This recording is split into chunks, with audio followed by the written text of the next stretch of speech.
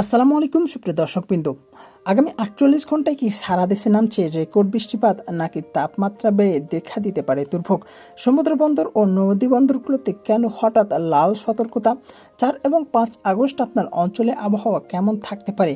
ঘরের বাইরে বের হলে আপনাকে কী ধরনের আবহাওয়ার সাথে যুদ্ধ করতে হবে, তার বিস্তারিত বুলেটিন নিয়ে সাজানো হয়েছে আজকের এই বিশেষ প্রতিবেদন। জাতীয় ও আন্তর্জাতিক স্যাটেলাইট এবং আবহাওয়া দপ্তরের সর্বশেষ উপাত্ত নিয়ে হাজির হয়েছে আপনাদের সামনে। চলুন বিস্তারিত জেনে নেওয়া যাক।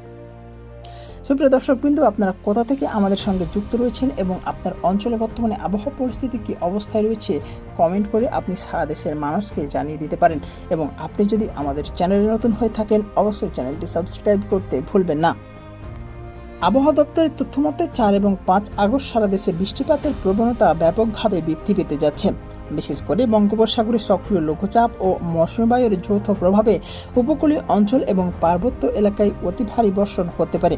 এর ফলে দক্ষিণ পূর্বাঞ্চলে কৃত্রিম বন্যা ও পাহাড়ি এলাকায় ভয়াবহ ভূমিধসের মারাত্মক ঝুঁকি তৈরি হয়েছে। উত্তর বঙ্গোপসাগর ও তৎসংলগ্ন উপকূলীয় এলাকায় অবস্থানরত লঘুচাপটি অধিক ঘনীভূত অবস্থায় রয়েছে। এর প্রভাবে উত্তর বঙ্গোপসাগরে গভীর সঞ্চরণশীল মেঘমালা তৈরি হচ্ছে, যার ফলে বঙ্গোপসাগর থেকে অস্বাভাবিক পরিমাণ জলীয় বাষ্পবাহী বাতাস মূল ভূখণ্ডে প্রবেশ করছে, যা পুরো দেশের আকাশ ঘন মেঘের সৃষ্টি করছে। ইতিমধ্যে চট্টগ্রাম, ফেনী, নোয়াখালী এবং সিলেটের নিচু এলাকায় পানি জমেছে। ৪ এবং ৫ আগস্ট নতুন করে অতি ভারী বৃষ্টি হলে পার্বত্য চট্টগ্রাম, বিশেষ করে খাগড়াছড়ি, বান্দরবান, রাঙ্গামাটি এবং কক্সবাজার অঞ্চলে ভূমিধস এবং চট্টগ্রাম শহরের নিম্নাঞ্চলে তীব্র জলাবদ্ধতা দেখা দিতে পারে।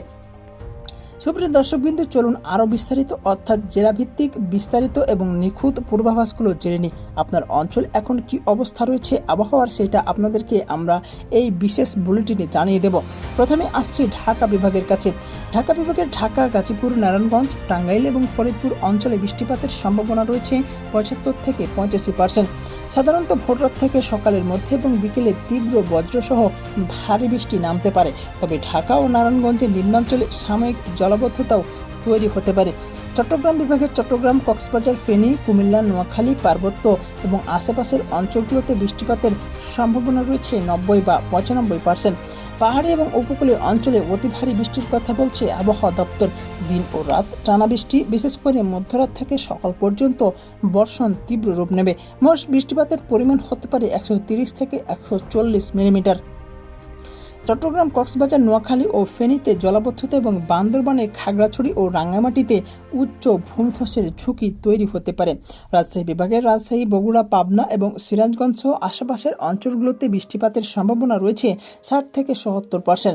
সাধারণত দুপুর গড়ানোর পর বা সন্ধ্যায় মাঝারি ধরনের বৃষ্টিপাত হতে পারে এবং মোট বৃষ্টিপাতের পরিমাণ হতে পারে ৫০ মিলিমিটার। আবহাওয়া কিছুটা আর্দ্র ও ভ্যাপসা গরম থাকলেও বিকেলের দিকে স্বস্তি মিলতে পারে। সর্বোচ্চ তাপমাত্রা থাকতে পারে ৩৩ এবং সর্বনিম্ন তাপমাত্রা থাকতে পারে ২৭ ডিগ্রি সেলসিয়াস। খুলনা বিভাগের খুলনা, যশোর, সাতক্ষীরা এবং বাগেরহাট অঞ্চলে বৃষ্টিপাতের সম্ভাবনা রয়েছে ৮৫ থেকে ৯৫%। সকাল থেকে দুপুরের মধ্যবর্তী সময়ে মুষলধারে বৃষ্টি এবং দমকা হাওয়ার সাথে বজ্রসহ ভারী বৃষ্টিও থাকতে পারে। সাতক্ষীরা ও বাগেরহাটের নিচু চিংড়িখেরা বা প্লাবনভূমিতে অতিরিক্ত পানি জমার ঝুঁকি তৈরি হতে পারে। চলুন দর্শক, এবার বরিশাল বিভাগ সম্পর্কে জেনে নেওয়া যাক। বরিশাল বিভাগের বরিশাল, পটুয়াখালী, ভোলা এবং বরগুনা অঞ্চলে বৃষ্টিপাতের সম্ভাবনা থাকবে সবচাইতে বেশি, প্রায় ৯৫%-এরও বেশি। শেষরাত ও ভোর এবং দুপুর পর্যন্ত একটানা মাঝারি থেকে ভারী বর্ষণ দেখা যেতে পারে। উপকূলের নিচু এলাকায় জোয়ারের পানি বৃদ্ধি পেয়ে আংশিক প্লাবনও হতে পারে। সিলেট বিভাগের সিলেট, মৌলভীবাজার, সুনামগঞ্জ এবং হবিগঞ্জে বৃষ্টিপাতের সম্ভাবনা রয়েছে ৮৫%।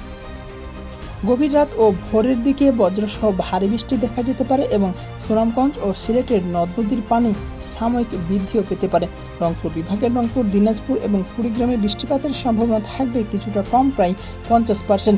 বিকেল বা রাতের দিকে হালকা থেকে মাঝারি ধরনের বৃষ্টি এবং কোথাও কোথাও হালকা ধরনের বজ্রসহ বৃষ্টিও নামতে পারে। বৃষ্টি কম হওয়া এই অঞ্চলের দিনের বেলা গরম ও ভ্যাপসা অনুভূতি বেশি থাকবে। সর্বোচ্চ তাপমাত্রা থাকতে পারে ৩৪ ডিগ্রি সেলসিয়াস এবং সর্বনিম্ন তাপমাত্রা থাকতে পারে ২৭ ডিগ্রি সেলসিয়াস। তবে ফিলস লাইক বা অনুভূত তাপমাত্রা 40 ডিগ্রিও ছাড়িয়ে যেতে পারে। ময়মনসিংহ বিভাগের ময়মনসিংহ, জামালপুর এবং নেত্রকোনায় বৃষ্টিপাতের সম্ভাবনা কিছুটা বেড়ে দাঁড়াবে ৭০%। শেষরাত ও সকালে মাঝারি ধরনের বৃষ্টি এবং সেই সাথে বজ্রসহ ভারী বৃষ্টি দেখা যেতে পারে কোনো কোনো অঞ্চলে। সুপ্রিয় দর্শকবৃন্দ, আমাদের কাছে আসা আবহাওয়ার তথ্য মতে বর্তমানে চট্টগ্রাম, কক্সবাজার, মোংলা ও পায়রা সমুদ্র বন্দর সমূহকে ৩ নম্বর স্থানীয় সতর্ক সংকেত দেখিয়ে যেতে বলা হয়েছে। এছাড়াও দেশের অভ্যন্তরীণ নদী বন্দরগুলোর জন্য ১ ও ২ নম্বর হুঁশিয়ারি সংকেত বহাল রয়েছে।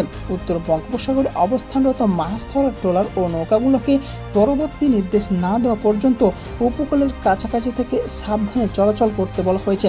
গভীর সমুদ্রে যাওয়া এই মুহূর্তে সম্পূর্ণ নিষিদ্ধ। সুপ্রিয় দর্শকবৃন্দ, কৃষক ও সাধারণ মানুষের জনস্বাস্থ্য ও যাতায়াতের নিরাপত্তার জন্য কিছু বিশেষ সতর্কবার্তা দিচ্ছি।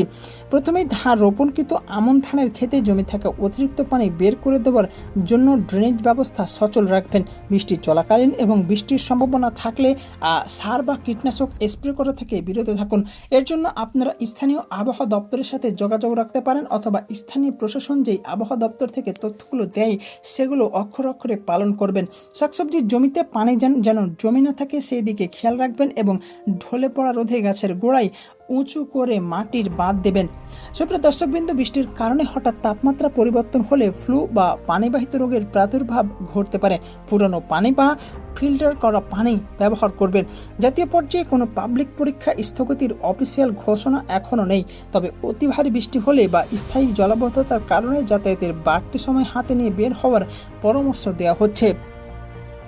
মৌসুমী বায়ুর এই তীব্র সক্রিয়তা এবং লঘুচাপের প্রভাবে ৪ আগস্ট থেকে শুরু হওয়া অন্তত এই আবহাওয়া বৃষ্টি বা বৃষ্টিপাতের প্রবণতা ৭ আগস্ট পর্যন্ত শক্তিশালী রূপে থাকতে পারে। ৮ আগস্ট থেকে মেঘের ঘনত্ব কমতে শুরু করবে এবং দেশের আবহাওয়া ধীরে ধীরে স্বাভাবিক অবস্থায় ফিরে আসবে। সুপ্রিয় দর্শকবৃন্দ, এই ছিল আমাদের কাছে আসা আবহাওয়ার সর্বশেষ বিশেষ আপডেটগুলো। আমাদের প্রতিদিন আবহাওয়ার বুলেটিন প্রকাশিত হয় এবং আগামীকাল আপনাদের বুলেটিন দেখার আমন্ত্রণ জানাচ্ছি। আগামীকাল আমাদের বুলেটিন প্রকাশিত হবে সকাল 9:30টার সময়। সেই পর্যন্ত সবাই ভালো থাকবেন, সুস্থ থাকবেন এবং নিরাপদে থাকবেন। আল্লাহ হাফিজ।